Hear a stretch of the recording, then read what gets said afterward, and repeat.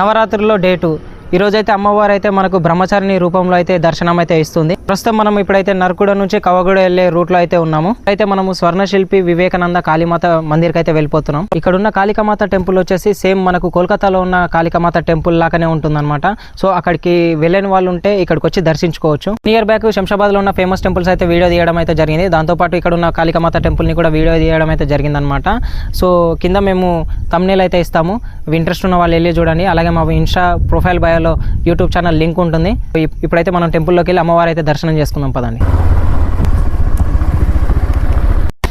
మనమైతే కాళీమాత టెంపుల్కి అయితే వచ్చేసాం. ఒకసారి అయితే టైమింగ్స్ చూసుకోండి మీరు. సో గాయస్ ఇది లోపల అనమాట. లోపలికి వచ్చిన తర్వాత సో ఇక్కడ అయితే 5 మండపాల టైప్ కనిపిస్తుంది కదా, అంటే 5 గోపురాల టైప్ కనిపిస్తున్నాయి కదా. ఫస్ట్ 2 ఇక్కడ మిడిల్లో, మళ్ళీ ఇక్కడ 2. సో వన్ వచ్చేసి వెంకటేశ్వర స్వామి వారు ఉంటారు అనమాట. సెకండ్ దానిలో వచ్చేసి శివుడు ఉంటాడు. ఇక్కడ మధ్యలో అయితే మెయిన్ ఉంది కదా టెంపుల్.